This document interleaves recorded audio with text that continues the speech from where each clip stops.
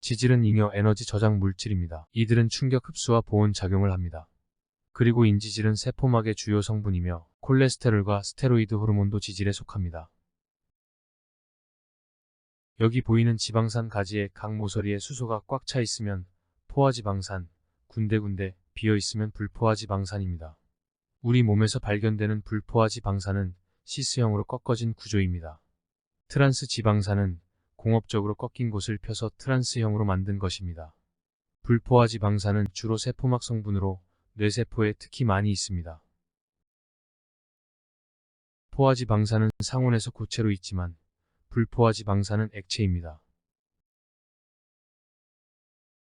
중성지방은 영어로 트라이글리세라이드, 약어로 흔히 TG로 잘 알려져 있습니다.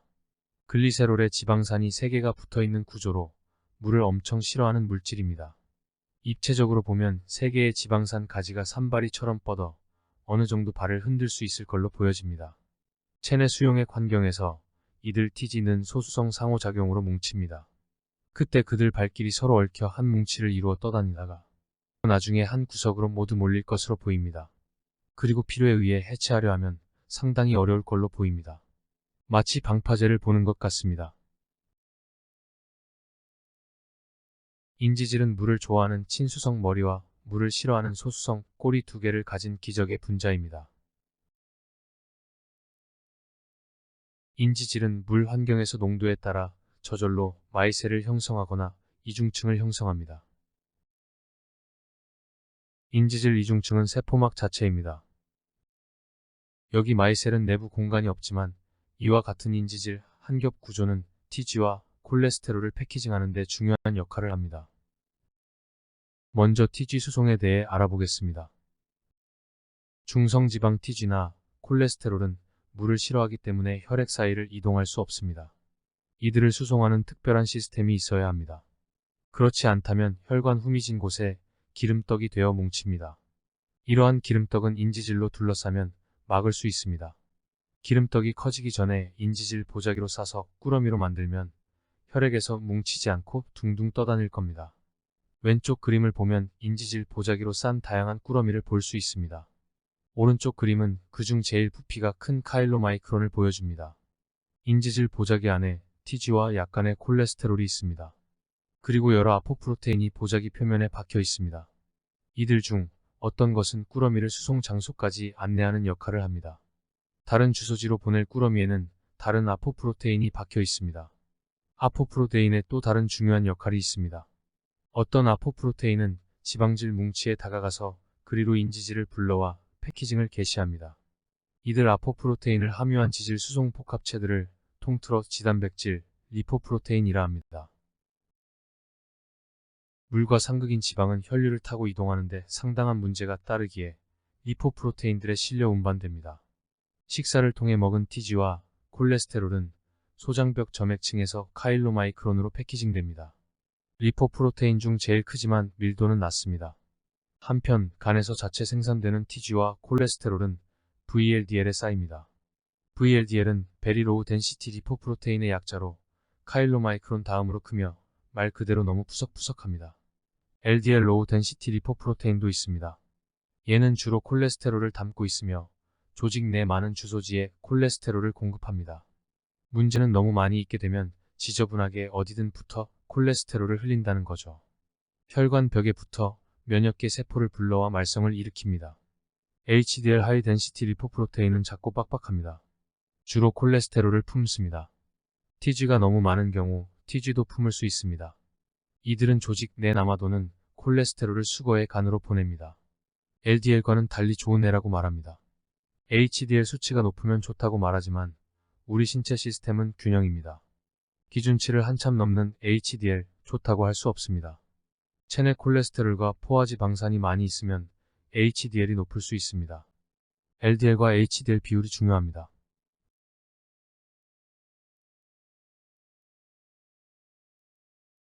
음식을 통해 먹은 중성지방 TG와 여기서 C2로 표시된 콜레스테롤은 작은 창자 상피세포에서 카일로마이크론으로 패키징됩니다.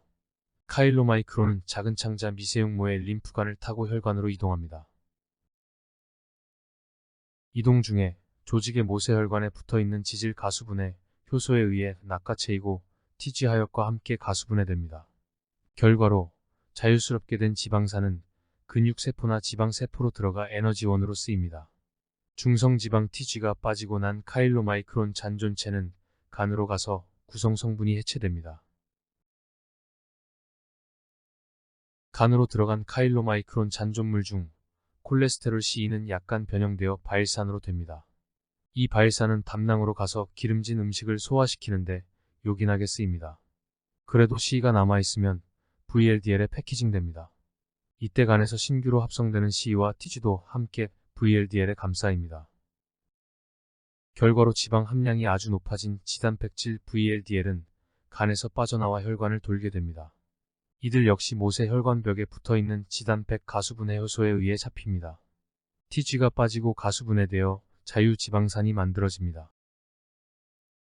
TG가 빠지니 VLDL은 거품이 빠져 한결 컴팩트해진 LDL이 됩니다. 그래도 여전히 푸석푸석합니다. 이유는 콜레스테롤로 가득 차 있기 때문이죠. 콜레스테롤을 잔뜩 가지고 있는 LDL은 혈관을 순환하다가 LDL 수용체를 가지고 있는 세포에 포획됩니다. 그리고 수용체 맥의 세포 내 이입 과정을 통하여 콜레스테롤을 공급합니다. LDL은 그의 수용체를 가진 모든 세포에 콜레스테롤을 줄 수 있습니다. 문제는 세포에 콜레스테롤이 있건 없건 무조건 뿌려대서 동네를 어지럽히는 거죠. 다행히도 어지럽혀진 콜레스테롤 쓰레기를 수거해가는 지단백질이 있습니다. 바로 HDL입니다. 지단백질 함량이 높아 밀도가 높습니다. HDL은 콜레스테롤을 수거해 간으로 보냅니다. 간은 우리 몸 전체의 콜레스테롤 요구를 파악하여 용도에 맞게 사용하기 위해 재순환시킵니다. 콜레스테롤의 용도에 대해서는 조금 이따가 다루겠습니다. 한편 LDL 자체도 간에 포획될 수 있습니다.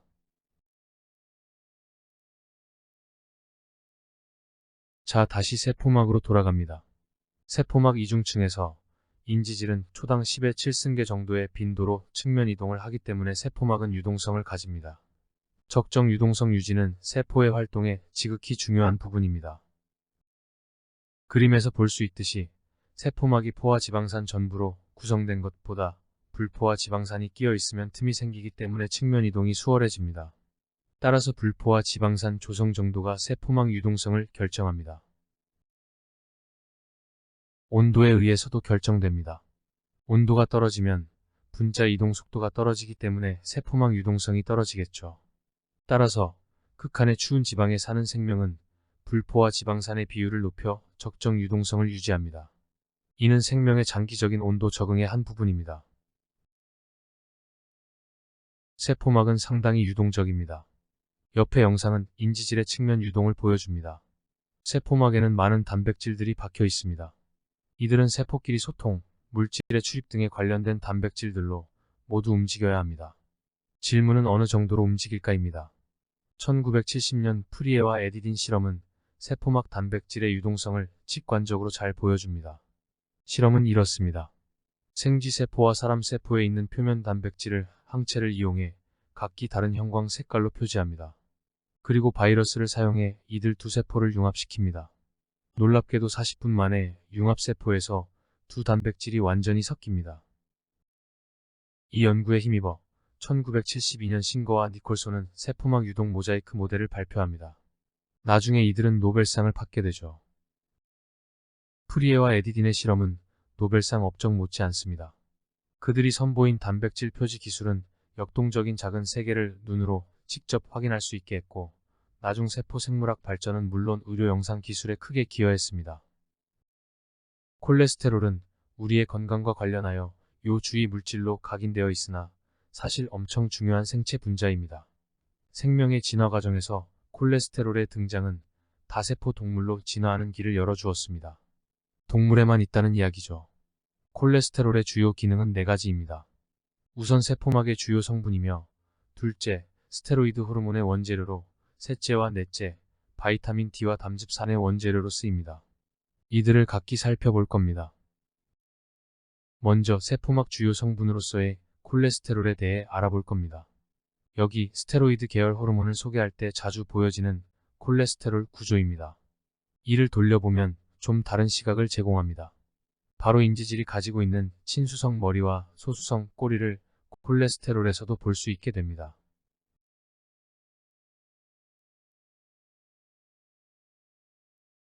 유독 모자이크 모델이 보여주는 세포막 그림에서 콜레스테롤은 인지질 이중층의 한층 높이에 딱 들어맞습니다. 기가 막힌 우연입니다. 이들은 쐐기처럼 작용하여 인지질의 측면 이동을 제한합니다. 따라서 동물은 콜레스테롤의 세포막 투입을 조절함으로써 계절에 따른 온도 변화에 적응할 수 있습니다. 세포막 유독 모자이크 모델로 노벨상을 받은 싱거와 니콜손의 표현을 빌리면 세포막은 온갖 단백질 트래픽으로 번잡하며 이들은 이중층 바다의 빙산처럼 떠다닌다고 했습니다. 그런데 필요에 따라 덜 움직여야 하는 단백질도 있습니다. 이런 경우 콜레스테롤이 투입되어 조절한다는 가설이 있습니다. 콜레스테롤에서 유도 합성되는 스테로이드 호르몬의 일부를 보여줍니다. 프로제스테론은 임신 유지 호르몬이고 테스토스테론과 에스트로겐은 성호르몬입니다. 번식과 관련된 호르몬으로 그 중요성은 이루 다 말할 수 없습니다. 알도스테론과 코티솔은 동물의 생존에 직결된 호르몬입니다. 코티솔은 스트레스 호르몬으로 유명합니다. 동물은 스트레스를 받지 않으면 멍하니 있다가 죽임을 당합니다. 알도스테론은 수분 조절 호르몬입니다. 동물이 물고기에서 양서류로 진화할 때 만들어진 호르몬으로 육상 생활에 지극히 중요한 호르몬입니다. 콜레스테롤로부터 바이타민 D 합성에는 절대적으로 자외선 조사가 필요합니다. 피부 진피층에서 자외선에 의해 중간 전구체가 만들어지고 이들이 간과 신장으로 이동한 후에 수산기가 덧붙여져 활성 바이타민 D로 됩니다. 바이타민 D는 체내 칼슘 균형을 조절하며 당연히 뼈 건강에 중요합니다. 또 신호 물질로 작용하여 면역계와 신경계를 활성화하는 물질의 발현을 조절합니다. 문제는 자외선이 표피층을 통과해 진피층까지 가려면 꽤 강한 햇빛이어야 한다는 점입니다. 정오 땡볕의 수영복 차림으로 15분 정도는 쬐어야 우리에게 필요량만큼 합성됩니다. 그래서 우리는 바이타민 D 합성을 통한 뼈와 정신 건강이냐, 자외선 조사로 인한 피부암 발병 위험이냐 둘 사이를 갈등합니다. 담즙산은 콜레스테롤에 수산기나 카르복실기가 덧붙여져 만들어집니다. 이들은 기름진 음식 소화에 도움을 주는데 그 이유는 친수성이 향상되어 지질을 유화시킬 수 있기 때문입니다. 담즙산은 지질 수송체에서의 인지질과 비슷한 역할을 합니다. 한편 담즙산 생산은 유일하게 콜레스테롤을 배출할 수 있는 방법입니다. 동물에는 콜레스테롤을 분해하는 시스템이 없기 때문에 일정 중요한 역할을 합니다. 동물은 콜레스테롤을 스스로 만들며 생산된 것은 남김없이 다른 활성 물질을 만드는 원재료로 사용합니다. 따라서 콜레스테롤을 분해하면 손해이기 때문에 그런 시스템이 진화할 수 없었습니다. 그런데 우리는 콜레스테롤 과잉 상태에 있습니다. 그나마 담즙산을 통한 배출이 가능하기에 다행입니다. 과거 50년 동안 우리들은 심혈관 질환과 관련하여 콜레스테롤의 위험성을 다양한 매체를 통하여 들어왔습니다.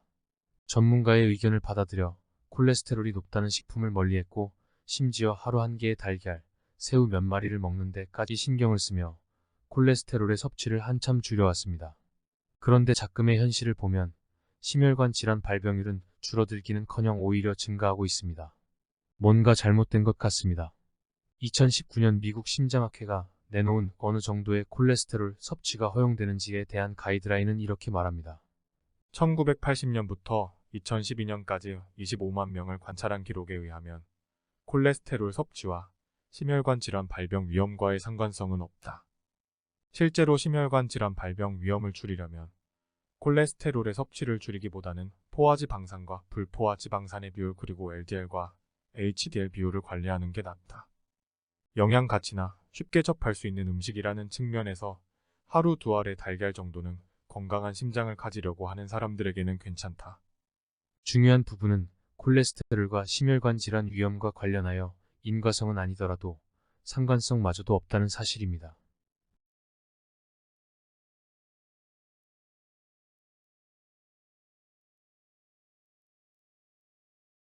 작은 지방산은 대장에서 장내 미생물이 섬유질을 분해할 때 생성됩니다. 탄소가 2개짜리 아세테이트, 3개짜리 프로피오네이트, 4개짜리 뷰티레이트가 전체 SCFA의 95%를 차지합니다. 뷰티레이트는 위궤양, 크론병 등 염증성 대장 질환을 완화시킨다는 보고가 있습니다. 아세테이트와 프로피오네이트는 제2형 당뇨에서 혈당 조절에 도움을 준다고 합니다. 동물 실험에 의하면 SCFA는 지방을 연소를 증가시킴으로써 비만을 방지하는 효과를 보입니다. 더욱 이들은 장과 뇌 사이의 소통에 관여한다는 상황적 증거가 많이 있습니다. 당연히 프로바이오틱스와 미생물 대사물질을 이용한 신경질환의 완화 혹은 치료 가능성을 점검하는 실험이 진행되고 있습니다. SCFA는 대장에서 흡수되어 효과를 나타냅니다. 따라서 합성 SCFA를 직접 먹으면 주로 소장에서 흡수되기 때문에 효과를 장담할 수 없습니다.